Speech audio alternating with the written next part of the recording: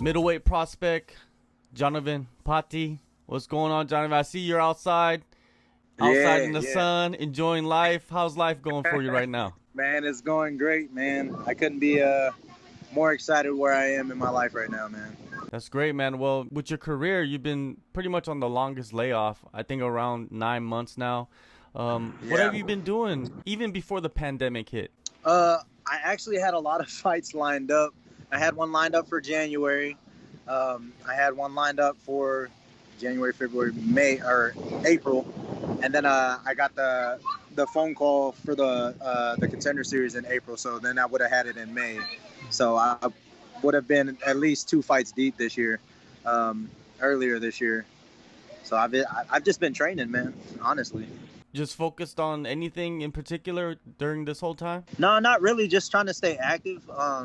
I knew that something big was coming after my fight against Pfeiffer in New Jersey. I knew something was going to come after that with what Pfeiffer brought to the table. So I knew with that win that I needed to be prepared for something bigger. Yeah, going back to that Pfeiffer win, you won the belt.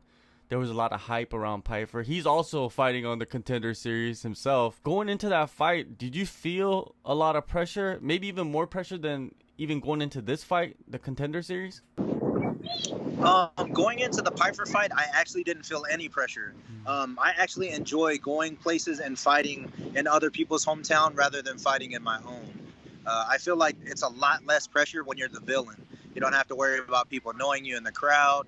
It doesn't matter whatever random people say to you because they don't know you, so it doesn't bother you if you're a strong-minded person. So me going into somebody else's house and fighting them is way less pressure. Even though like everybody's cheering for the other guy, I'd rather have it that way. I think it's way less pressure. As far as going into this fight, I definitely, I guess I got the early butterflies out whenever I went to Vegas for my shooting. My early shootings and stuff like that, but right now I don't feel any pressure. It's kind of weirding me out as we get closer because I'm not feeling pressure at all. Like I just feel comfortable. I feel ready. If I needed to fight this Tuesday, I'd be ready to go. I've been ready for like the last month and a half, man. I feel like I could have fought last month. Oh, so, normally when do the jitters kind of hit you? Is it like 1 week out, or is it just on fight day, or is it weigh-ins? I don't know, man. It's been different throughout my career. It hits me sometimes like in my pre-shakeout workout in the morning before the fight, because I always do a pre-shakeout workout, and sometimes it hits me then, and my coach can tell. Sometimes it's hit me right before I'm walking out to the cage. It's never hit me while I was in the cage, never. But it's just random sometimes, you know what I mean? I don't know, man. Hopefully it gets out before, the closer we get to the fight, but I don't know. It's random sometimes, man. Well, I guess it's good that it doesn't hit you in the cage, you know what I mean? Because that's not the perfect time to do it. Yeah, I think the craziest thing about it is when I'm in the cage, man, it's almost like an aroma comes around me, like I know that I'm in the right place. It's almost like a peace thing. People call me crazy. A lot of people that don't know me or don't follow me, whenever I start smiling in the cage, they call me arrogant, cocky, and all of this. But people that know me know when I'm smiling, that's not a good sign for the other guy. You know what I mean? That means I'm in my comfort zone. Like I know where I'm at. I'm in my place of zen. I'm in my place of peace. Like it's gonna be a great night.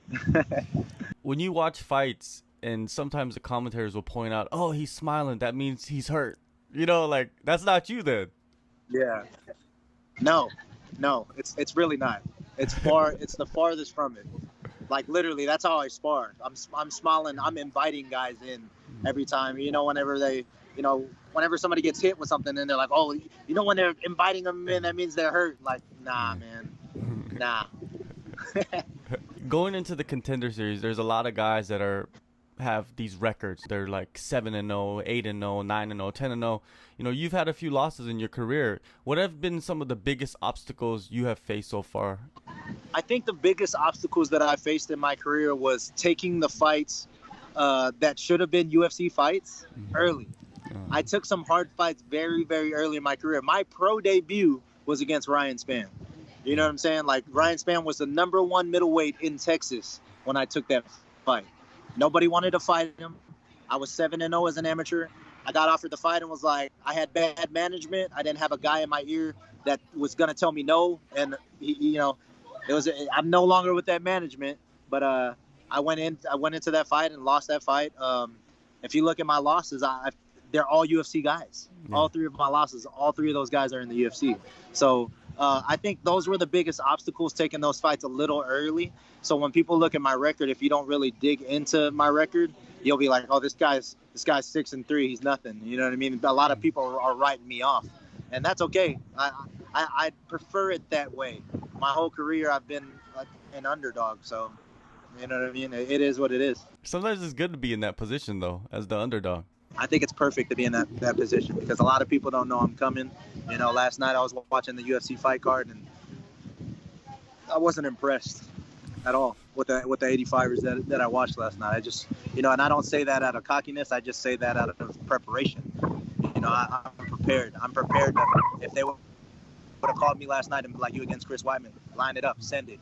I'm ready. You know what I mean? That confidence comes from training, like you said earlier. Who are the coaches that have developed you throughout the years to get you ready for this moment? So I've been with the same coaches throughout all my career. Crew Kasib is my head coach. Chadrick Turner is my assistant head coach. And Salvador Guerrero is my wrestling and my jiu-jitsu coach. Those are the only coaches that have truly been in my corner. I've had some other coaches divvy into me that have opened their gyms, like, Coach Safe up in Dallas. He opens his doors and allows me to go up there and train with one of my teammates, Jeff Neal, and with the rest of the Fortis guys. So, him opening the doors, he also pours into me. But as far as being with me every single day, it's those three coaches, and they've been with me throughout my whole career. For this camp coming up, who have been the training partners for you to get you ready? Just my in-house guys, man. Ernest Singleton, BJ Miller, Jose Jitters. That's one of my teammates. Guys like Salvador Guerrero, because he's a coach that trains with us. Angela Whitley, she's a Muay Thai world champion. She's in there banging with the guys. Rebecca She-Hulk, that's her fight name. Caitlin Nickdow, Jody Oliver. Just a whole bunch of up-and-comers that are going to be names that you're going to be recognizing here really, really soon coming up here. Once our gym gets the doors are open for them, One thing that I noticed about the Contender Series, they have been picking a lot of fighters from Texas. It's kind of, I don't know what's going on over there. Something in the water out here in Texas, man.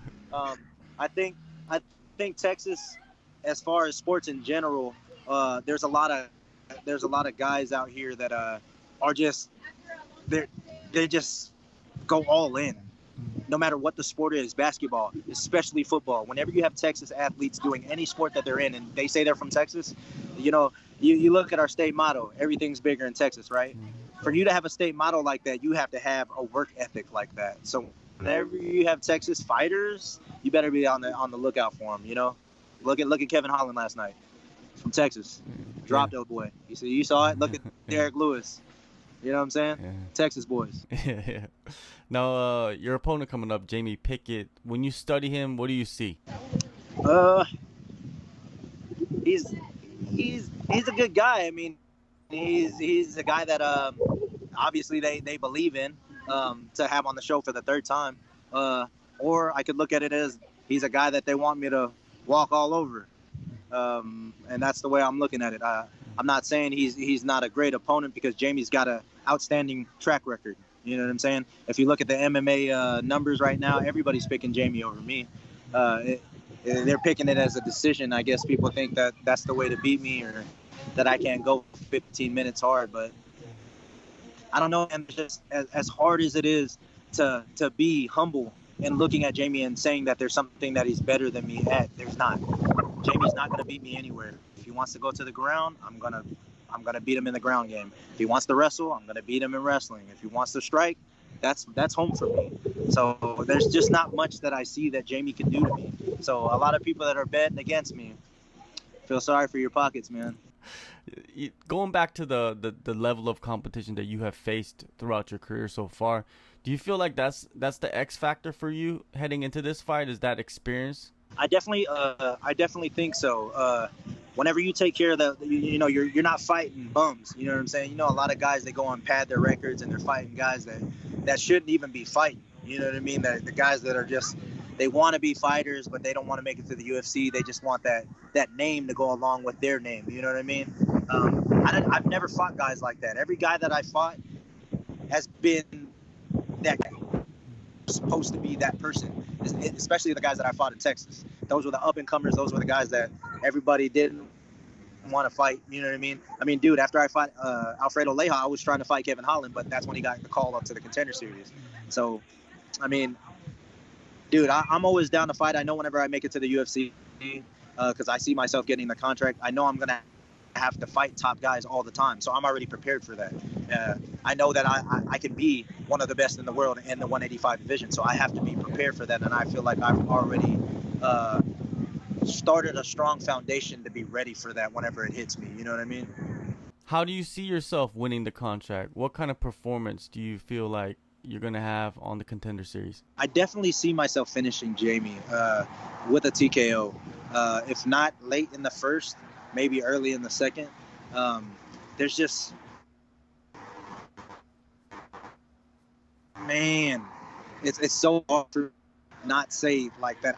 You know what I mean? Like, and I mean it in the most humble way. Like, I know he's training. I know he's training hard. I know I'm training hard. Everybody trains for these fights, but when I look at Jamie, there's nothing that I see that he can beat me with. Nothing.